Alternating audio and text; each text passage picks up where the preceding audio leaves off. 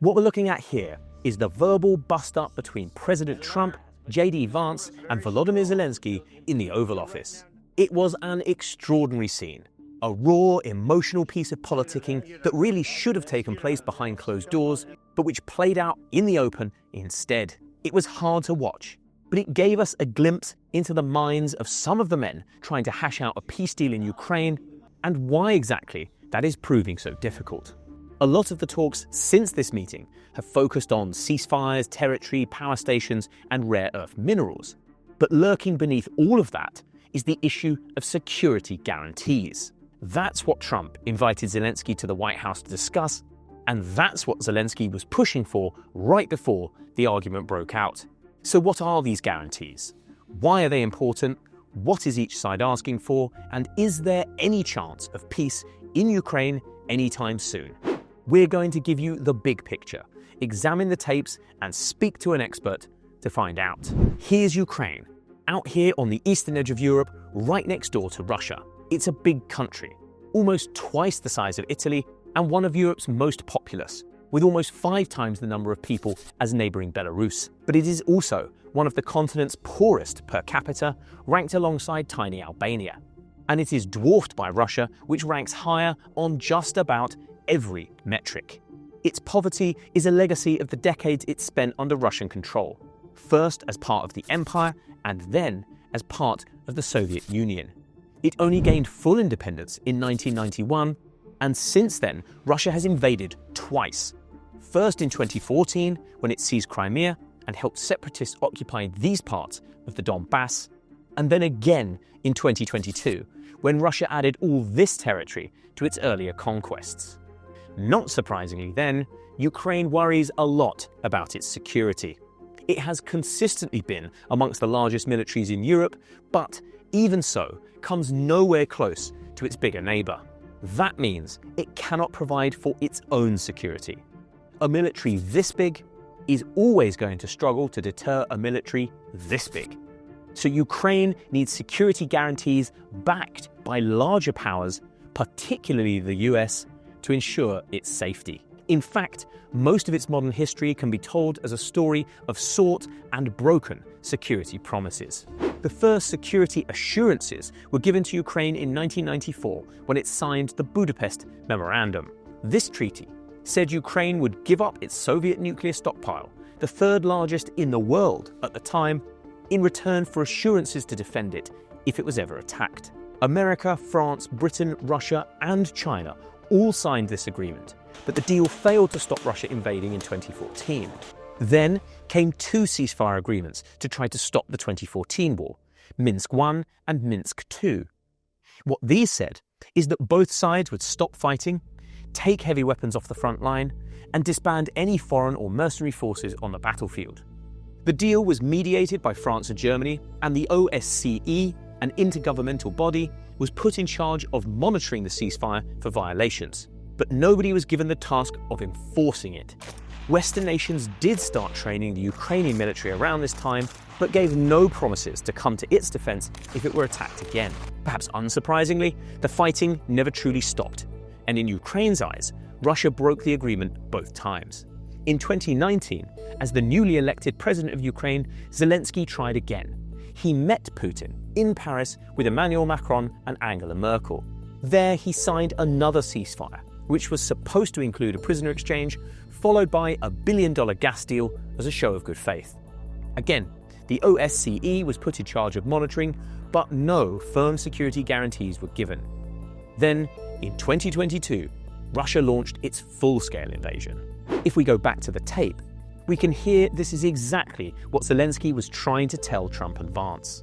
He occupied our parts, big parts of Ukraine, during a lot of years. So I'm not speaking about just Biden, but those time was Obama, then President Obama, then President Trump, then President Biden, now the President Trump, and God bless, now President Trump will stop him. But during 2014, nobody stopped him. Though Zelensky doesn't mention the Budapest Memorandum by name here, it's implied because that's where the expectation that somebody would stop Putin originated. He just occupied and took. During 2014 till 2022, the situation the same. The People have been dying on the contact line. Nobody stopped him. Here he's referring to the period covered by the Minsk agreements, which also failed to stop the killing.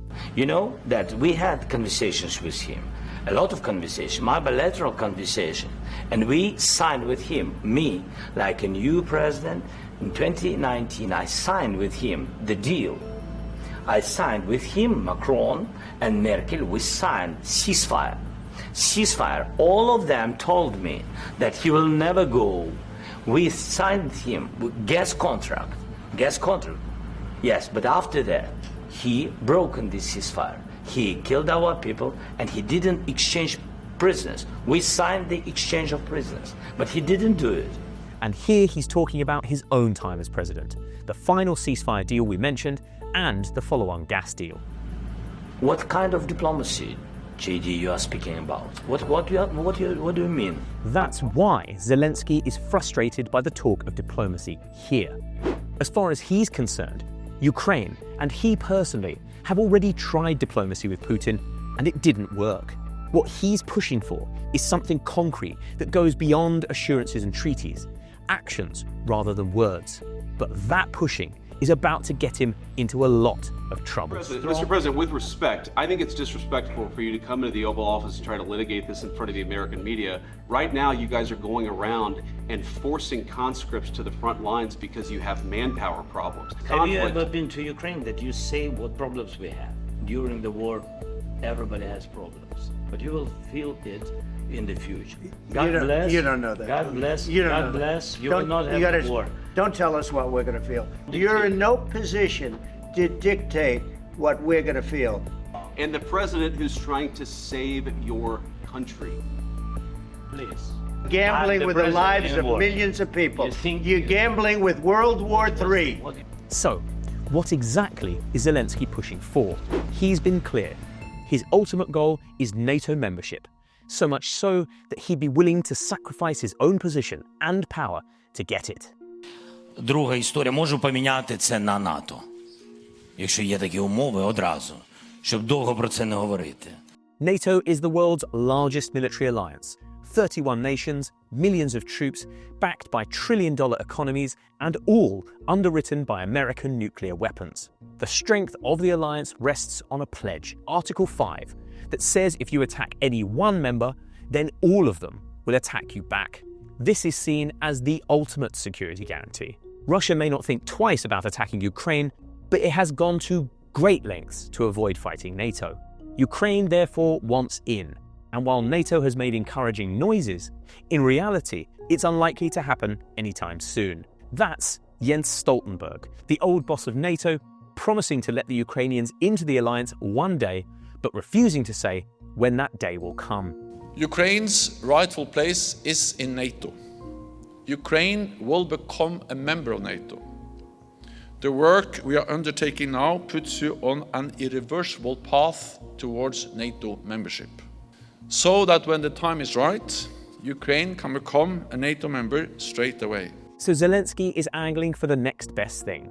Troops from NATO nations on the ground in Ukraine staring down the Russians. This is seen as a way of giving Ukraine Article 5 protection without it joining NATO. If Russia attacks again, then these troops get caught in the crossfire and the pledge is triggered.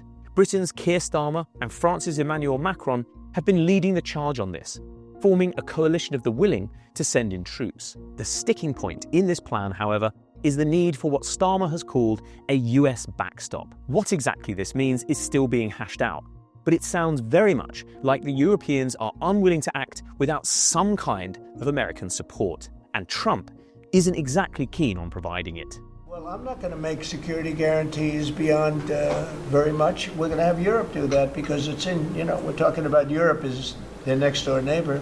The best he's offered so far is the minerals deal that Zelensky was in the White House to sign when the row broke out. The logic here is that Ukraine gives US companies the right to mine its rare earth minerals, of which the country is supposed to have deposits worth $12 trillion, in return for protection.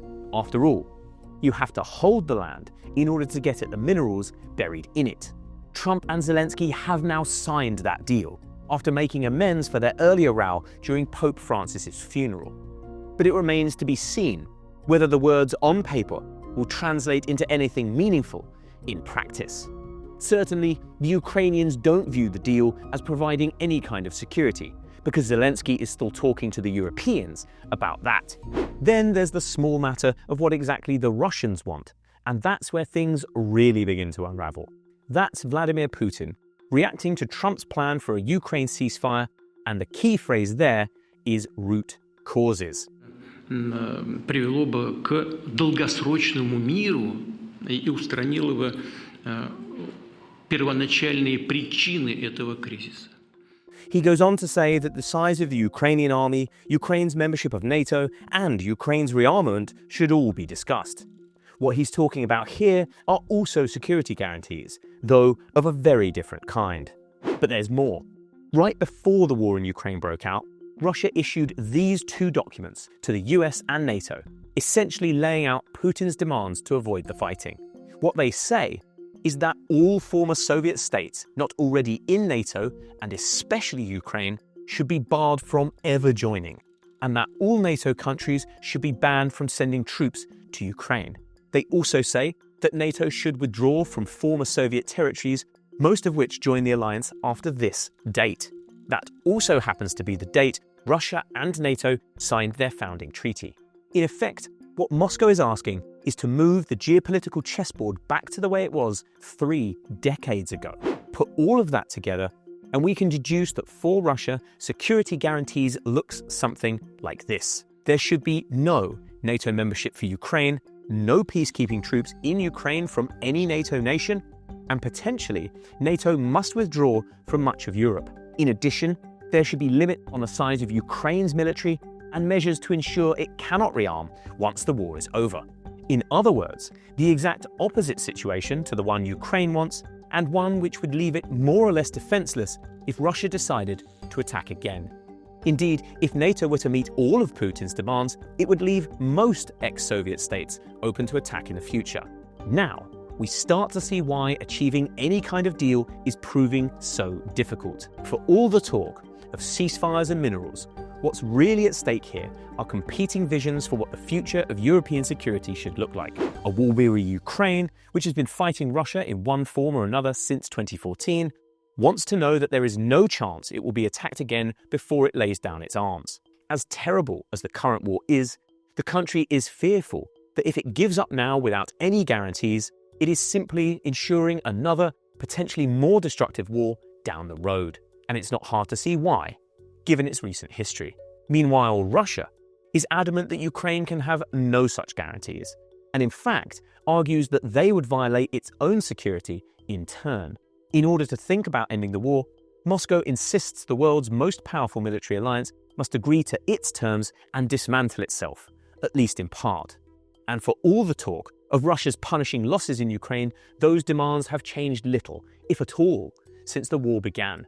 There appears to be no proposal forthcoming from any side that would square that impossible circle, from Trump, Ukraine, Russia, or the Europeans. Trump tried the tough love approach with Ukraine to force Zelensky to the negotiating table, and in fairness to him, it sort of worked. The Ukrainian president has repeatedly proposed a 30-day ceasefire and said he is ready to de facto give up territory for peace. But Trump's soft-touch approach with the Russians failed to win any concessions, and he has since walked away from the process.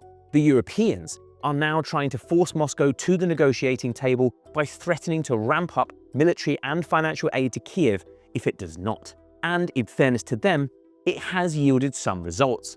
At the time of this recording, the two sides were due to talk in Turkey. But again, it remains to be seen whether that pressure will translate into lasting peace or just another pause before fighting resumes. To get more information, we spoke to an expert based in Kiev to get his view on the talks. First, I wanted to know what both sides are asking for.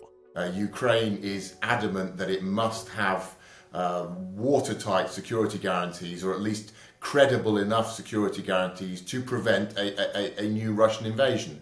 Now, that had always been, from a Ukrainian perspective, the goal had always been NATO membership. That was always seen as the security guarantee, the only thing that Russia would listen to, the only thing that would deter Russia. But the Americans have been quite clear that they do not consider Ukraine as a potential NATO member at this point, and perhaps for the foreseeable future. A number of other NATO members have been very, very reluctant to back Ukraine's bid. So the NATO membership issue has really not moved forward and appears to have sort of run into a dead end now. Ukraine's argument now or request is really for something of a comparable nature, something that will convince Russia not to invade again. So that could be bilateral security guarantees from the United States and other Western partners.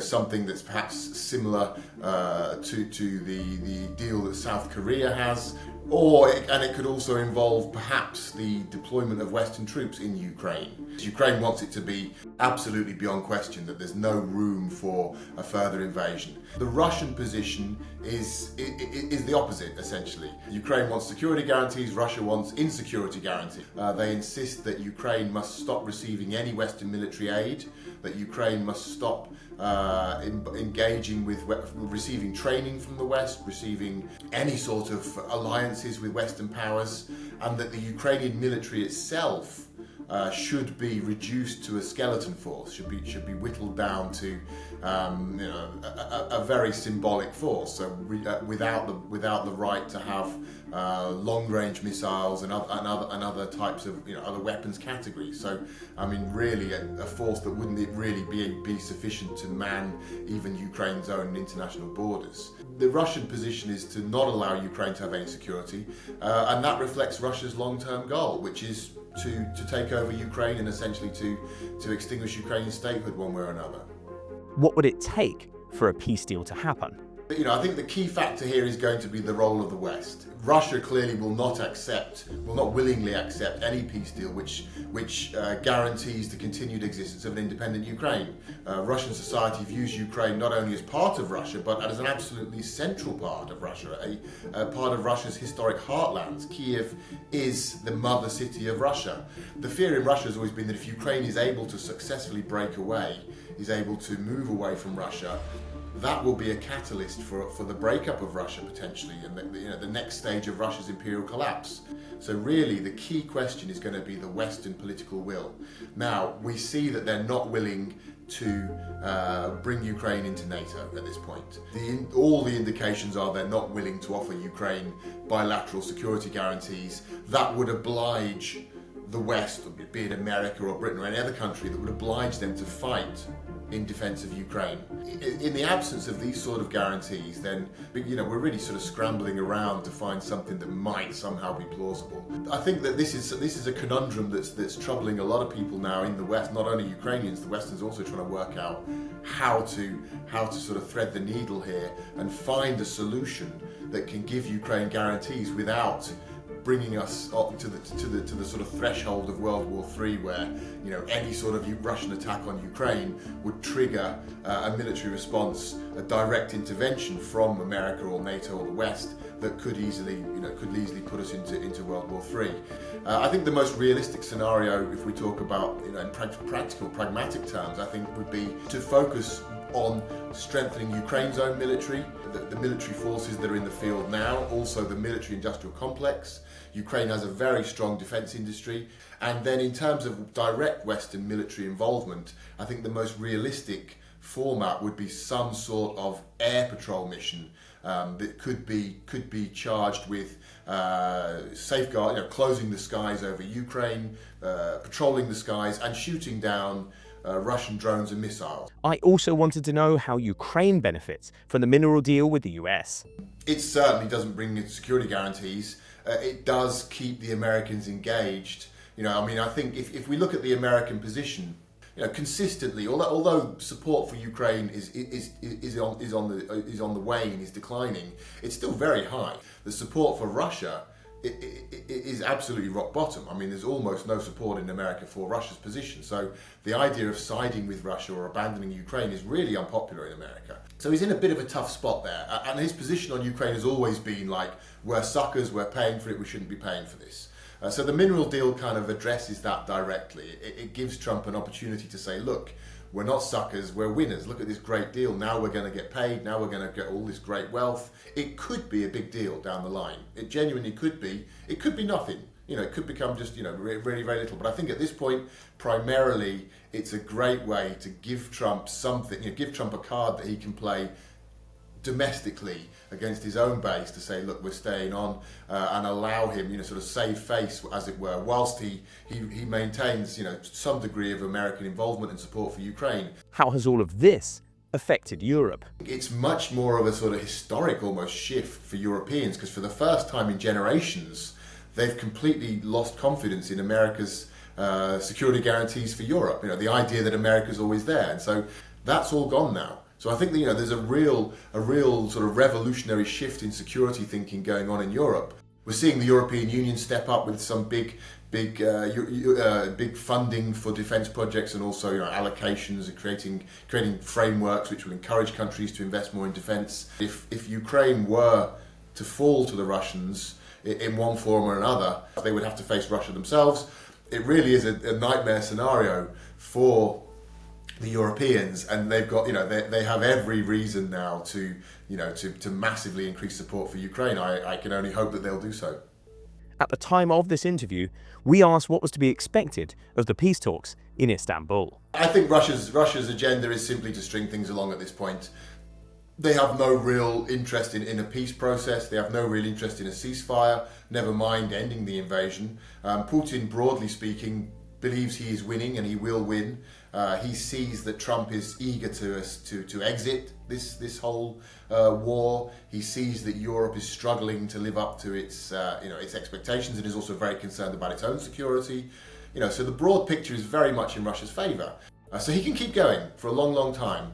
If the situation changes in terms of, if the equation changes, if Ukraine begins to receive significantly more weaponry from the West, particularly weapons that can strike inside Russia, so long-range missiles, for example. Major sanctions on Russia's oil and gas industry and the banking sector. But at the moment, he can keep going. So I think he's going to stall. I think he's just going to stall. He's going to go, I don't think Putin will go to Istanbul. I think he'll send a delegation. They will stall. They'll look to give, to offer just enough daylight to justify saying, well, don't put sanctions in now. We're going to have another talk in 2 weeks. And Trump's starting to get heat from his own people, from his own people in America. They're starting to say, come on, this guy's making a fool of you. Come on, this guy's stringing you along. That criticism at first came from the Democratic camp, came from neutral camp. It's now starting to come from within the Republican Party and even within the MAGA camp. So I think there are limits to how much Russia can string this out, but certainly that's going to be their modus operandi at the moment.